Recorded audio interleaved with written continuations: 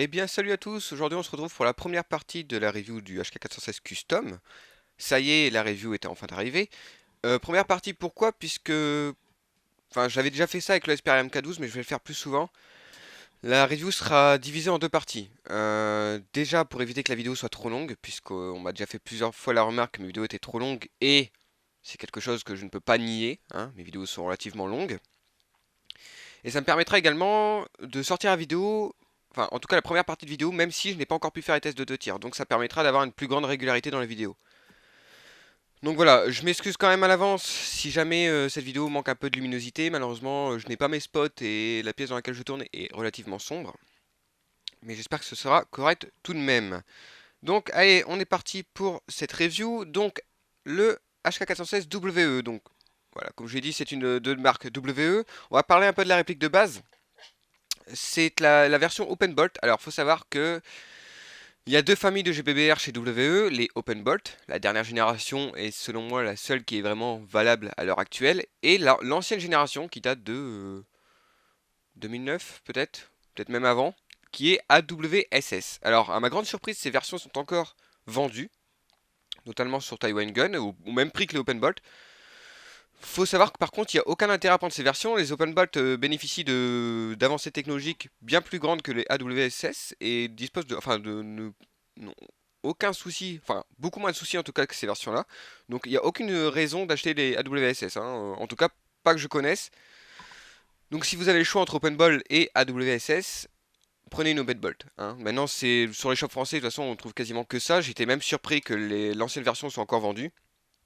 Donc voilà, donc ça fait partie de la famille des OpenBolt, qui comporte également le M16, M4 et j'en passe, il y en a vraiment beaucoup. De base disponible en deux coloris, donc le noir, comme on peut le voir ici, et le tan. La réplique pèse 3 kg. J'ai écrit quand même 300 kg, hein. Je suis pas dans l'abus, moi. La réplique de base pèse 3 kg, donc c'est honnête, hein, c'est le poids d'un M4 basique. Full metal, alors, contrairement à ce qu'on peut penser, enfin ce que les débutants pensent, full metal ne veut pas dire que toute la réplique est en métal.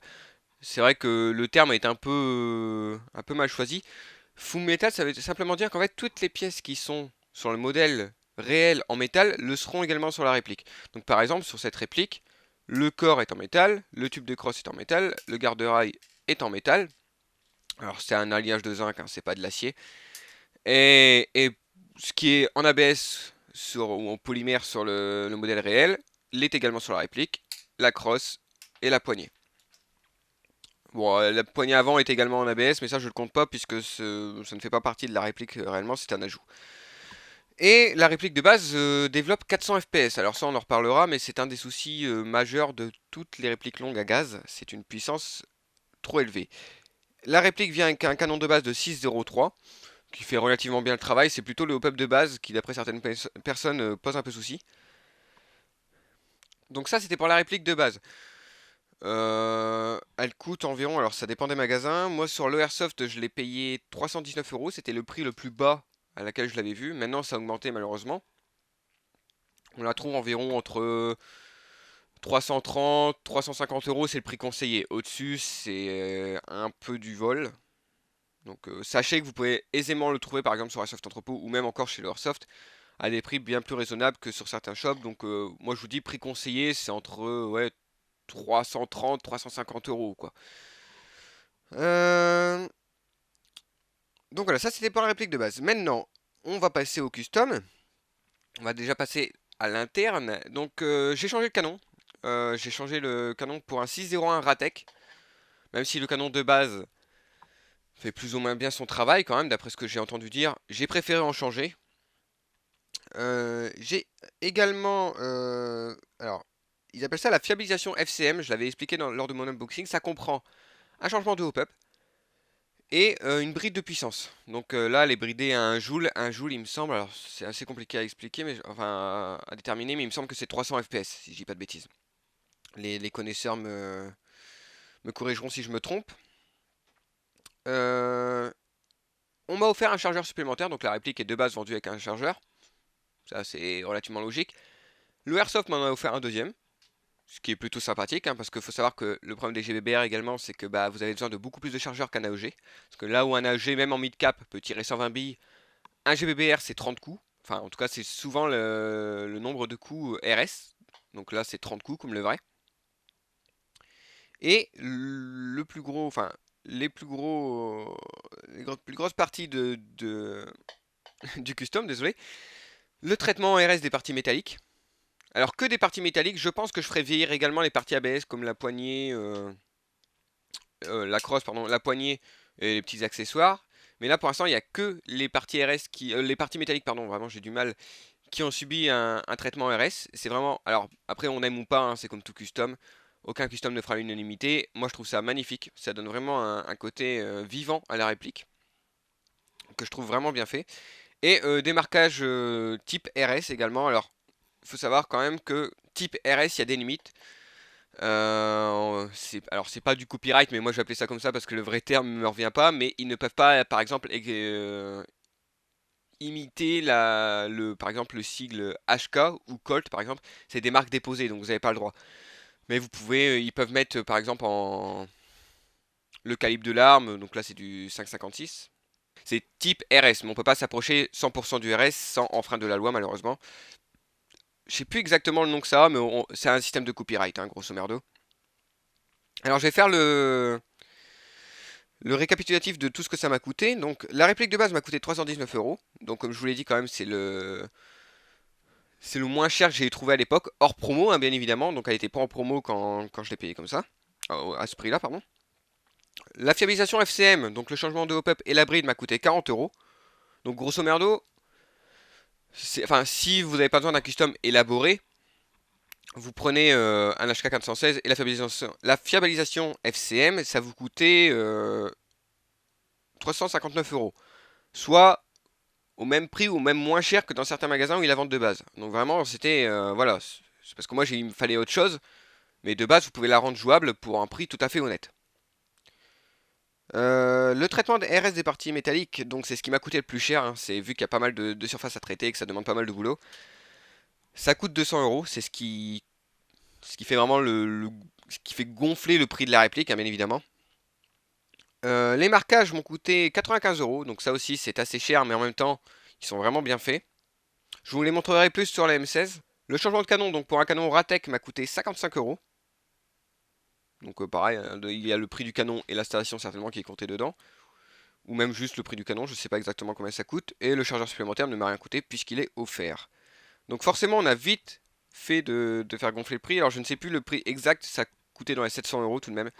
Oui c'est cher, c'est un custom les mecs. Hein. Alors, on va pas revenir sur ce débat là. La dernière fois, moi, quand j'ai fait l'unboxing, il y avait quand même des personnes relativement intelligentes qui sont conscientes qu'un custom c'est fait enfin c'est du sur-mesure. Hein. C'est pas l'Airsoft qui a fait ce custom et qui l'a vendu ensuite. Non, c'est moi qui leur ai dit je veux ça, ça, ça. C'est du sur-mesure, ça coûte cher comme tout ce qui est sur-mesure sur la terre. Ok, vous pouvez prendre n'importe quoi qui est fait sur mesure, ça coûtera toujours 2 fois, 3 fois plus cher que ce qui est vendu de base. Si vous n'acceptez pas ça, c'est que bah vous n'aimez pas tout ce qui est custom, mais le prix est justifiable. Évidemment, pour les plus bricoleux, tout ça c'est faisable soi-même. Hein, quand vraiment on s'y connaît, je pense à Chris Adams qui fait des customs absolument magnifiques, mais il faut un certain talent pour faire ça. Hein, on peut pas s'inventer bricoleur à ce point-là. Moi j'aurais très peur franchement de bousiller la réplique. Donc ça c'était pour le custom. Pour ce qui est des défauts de la réplique, alors il y en a assez peu. Après il faut savoir également que j'évite certainement quelques problèmes de base comme le hop-up qui est de base qui est peut-être pas spécialement performant, ça je peux pas le savoir vu que j'ai eu la réplique directement upgradée. Au niveau des défauts, alors selon moi hein, le plus gros défaut ça reste le réglage du hop-up qui n'est vraiment pas pratique. Il est situé, alors je vous mettrai une petite photo prise avec mon portable, il est situé juste là, hein, donc il faut retirer l'ensemble mobile, enfin ouvrir la réplique, reculer ou retirer l'ensemble mobile, régler le hop-up, remettre tout, refermer la réplique, tirer, faire des tests et ainsi de suite. C'est chiant, mais déjà le hop-up ne se dérègle pas facilement, donc c'est-à-dire que moi depuis que j'ai fait le réglage il est resté nickel, il a fait, bon, je sais pas exactement, peut-être 600 tirs quand même. Le hop-up n'a absolument pas bougé. Euh, et puis c'est un problème qu'on retrouve chez pas mal de GBBR type AR. Alors je sais pas si tous les GBBR type AR ont ce souci là. Je sais également que le HK417 VFC, sorti assez récemment, enfin il y a un an maintenant, ou deux, euh, a ce souci là également. Donc bon, C'est chiant, mais bon, une fois que vous avez réglé le hop-up, théoriquement, il n'y a pas trop à y revenir. C'est une mauvaise étape à passer, on va dire. C'est voilà, il faut souffrir avant le plaisir. Et en défaut, alors ça c'est un défaut, oui c'est quand même un défaut. Lors des tirs, notamment en full auto, il y a pas mal de déperdition de gaz. Alors je pense que vous avez déjà dû le voir dans les tests enfin dans les quelques tirs que j'ai fait, notamment lors de l'FAQ et tout. On voit pas mal de gaz s'échapper de la fenêtre d'éjection et du canon. C'est un peu dommage hein, parce que ça reste du gaz perdu du coup. Mais ceci étant dit, on finit quand même sans trop de problème à chargeur. Pour ce qui est de la résistance au froid, alors j'ai testé au début avec de l'ultra air, le gaz basique, hein. J'avais pas spécialement de soucis, mais certains chargeurs malheureusement ne. Enfin, je terminais pas jusqu'au ball catch. Donc je vidais le chargeur, mais le ball catch ne s'activait pas. Et depuis que j'utilise le gaz Nuprol 4.0 de chez WE, je n'ai plus de soucis. Donc, alors à faire avec des tests selon les températures. J'ai pas encore testé par grand froid vraiment. De toute façon, cette année, l'hiver tarde à venir, donc je sais pas si on aura vraiment du grand froid. Mais ça reste globalement jouable. Après, le full auto sur un GBBR, de toute façon, c'est jamais vraiment ce qu'on recherche, hein. C'est plus du semi-automatique. Ne serait-ce que par la capacité en billes du chargeur, hein, 30 billes, si vous tirez en full auto, malheureusement, vous allez être vite à sec. Donc tous ceux qui utilisent les GBBR auront tendance à vous dire qu'il faut préconiser le semi-automatique. Je pense qu'on a fait le tour. Euh, bon, j'ai pas énuméré les qualités, mais de toute façon, voilà, je vous ai cité deux trois défauts. Tout le reste pour moi n'est que du bonheur. La réplique est bien finie. Encore une fois, je peux pas tester, je peux pas juger, pardon, la peinture d'origine, hein, puisque bah voilà, il y a eu le traitement RS par-dessus, donc bon. Mais c'est très bien fini. Il n'y a pas vraiment de traces de moulage. En tout cas, j'en ai pas vu. Euh, Ça fonctionne bien. Les chargeurs n'ont aucune fuite. C'est des chargeurs V2. Ils n'ont aucune fuite. Donc franchement, non, non, que du bonheur. Le cache-flamme est également dévissable pour laisser un pas de vis, permettant soit de changer le cache-flamme, soit de mettre un silencieux. C'est assez récurrent chez les répliques WE, c'est toujours sympathique, hein, parce que si vous voulez mettre un silencieux, comme je l'ai déjà fait, je vais mettre une photo là, je l'ai déjà fait sur ce HK416.